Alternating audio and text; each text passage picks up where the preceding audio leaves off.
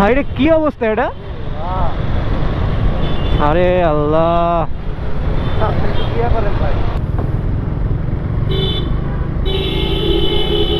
ফাঁকা ফাঁকা পাইলে মাঝখান থেকে আবার গাড়ি ঢুকে যাইতেছে ভিতরে। কেন জানি মনে হচ্ছে বাম পাশের যে গাড়িগুলো, এগুলো হচ্ছে সব ট্রাস্টেড তেল পাম্পের সিরিয়াল এই পর্যন্ত আসছে। এখন আছে এই যে জাহাঙ্গীর গেটের সামনে, আমার জাহাঙ্গীর গেট, পিছে হচ্ছে মহাখালী ফ্লাইওভার থেকে নামছে। এখন মহাখালী ফ্লাইওভার থেকে নেমেই আমি গাড়ি দেখছি, মানে সব সিরিয়ালে দাঁড়াইছে। আমার কেন জানি মনে হচ্ছে তেল পাম্পের জন্যই। দেখি কোন পর্যন্ত যায়।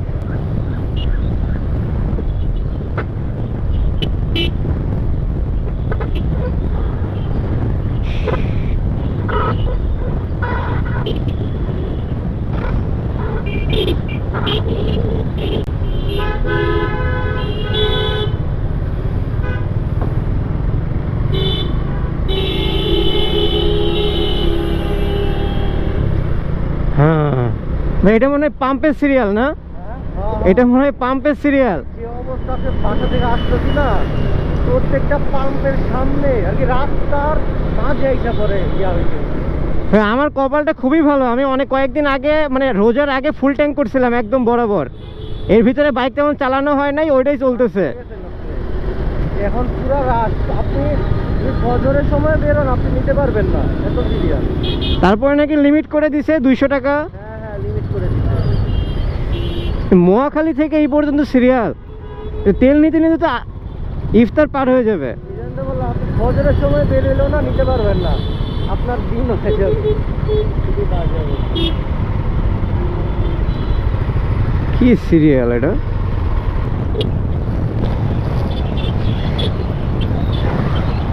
এর ভিতরে আবার কি করতেছে, এখানে হচ্ছে ফাঁকা ফাঁকা পাইলে মাঝখান থেকে আবার গাড়ি ঢুকে যাইতেছে ভিতরে। এখানে যদি ফাঁকা হয় সিরিয়াল ব্রেকে ঢুকে যাচ্ছে। একটু আগে দেখলাম 2টা গাড়ি ঢুকলো।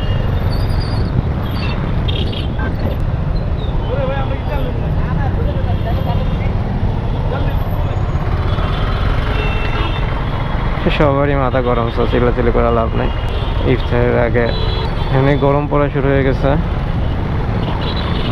বাইকের সিরিয়ালটা কোন পর্যন্ত আসছে?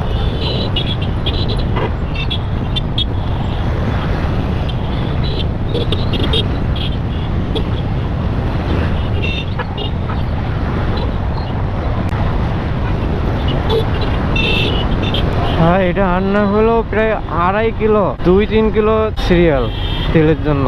আমি তো এতদিন বেরই হয় নাই বাসা থেকে, আমি তো কিছু জানিই না, তো অবস্থা খারাপ।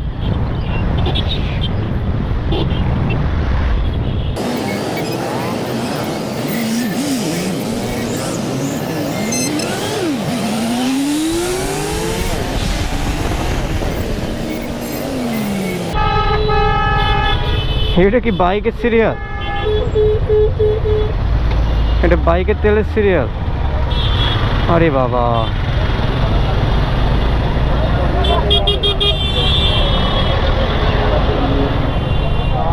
হাইরে কি অবস্থা এটা?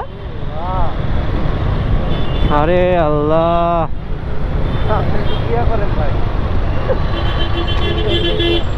এটা কোনো কথা?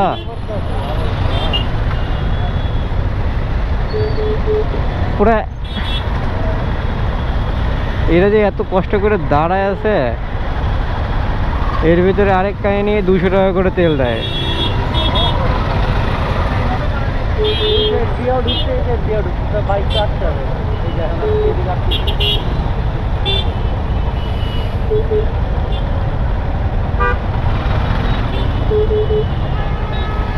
তেল দিতে যেত